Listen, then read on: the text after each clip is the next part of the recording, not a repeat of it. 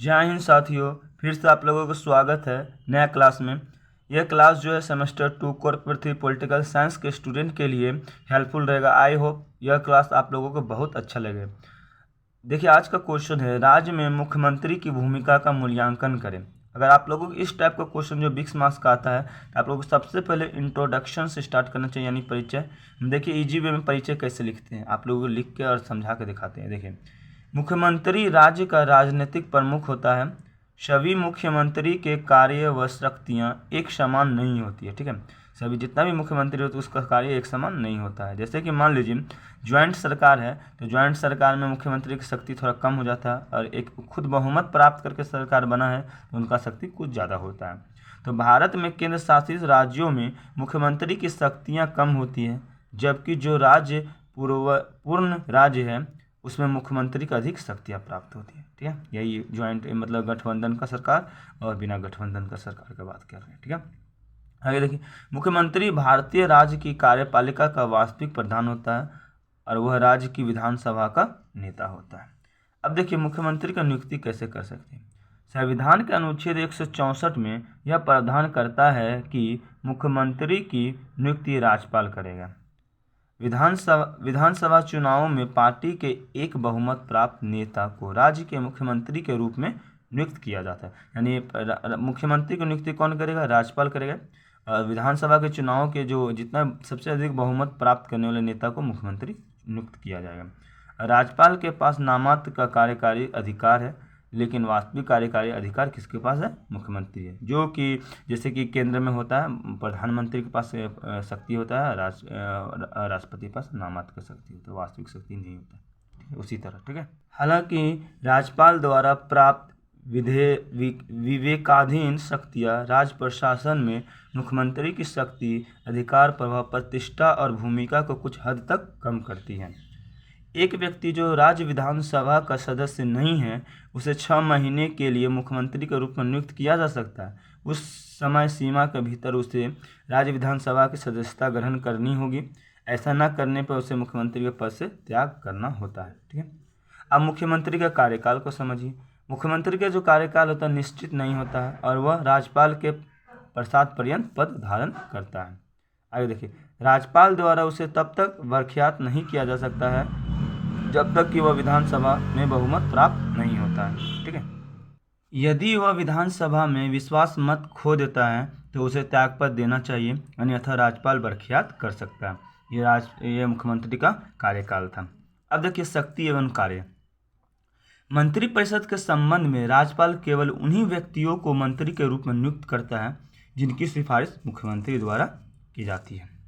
वह मंत्रियों के बीच विभाग का आवंटन और फेरबदल करता है। कौन? मुख्यमंत्री। ठीक है, वह पद जो इस्तीफा देकर मंत्रिपरिषद का विघटन कर सकता है, क्योंकि मुख्यमंत्री मंत्रिपरिषद का प्रमुख होता है। जब मुख्यमंत्री विघटित कर सकता है मतलब दल बदल सकता है। जैसे कभी प्रेजेंट में बिहार में हुआ है, पहले वो क्या चीज था, पहले वो झारखंड क्या चीज भारतीय जनता पार्टी में था, लेकिन अब वो नीतीश कुमार जो है वो आरजेडी यानी लालू के पार्टी से मिल चुका है।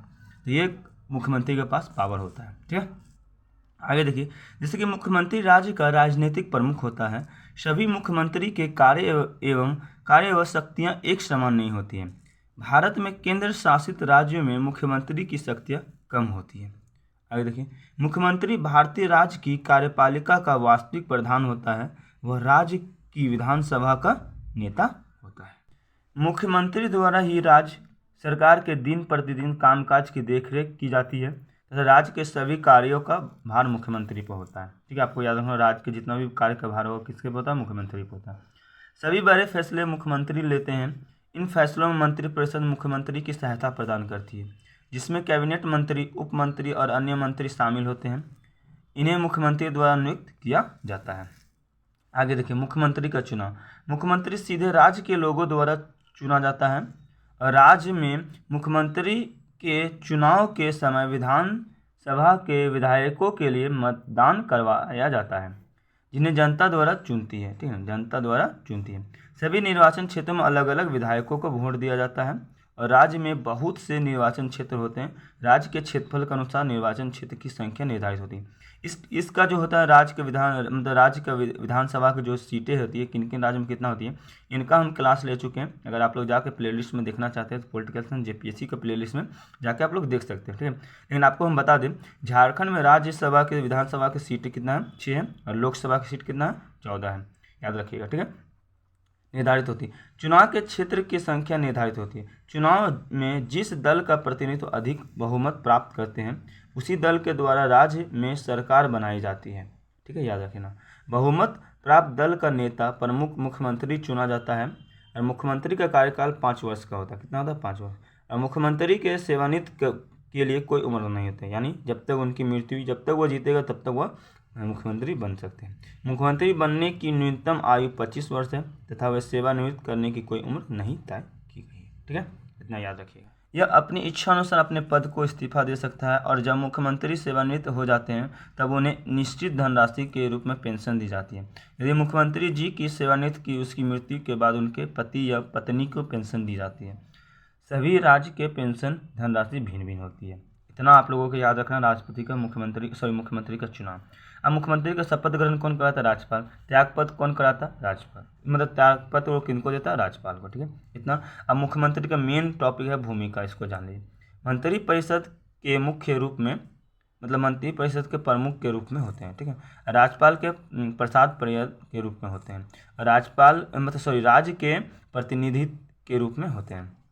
आगे देखिए, राजनीतिज्ञों के मित्रों के रूप में है, राज्य के प्रशासक के रूप में है, लोक सेवकों का नियंत्रणकर्ता के रूप में, ये सब भूमिका उनका है।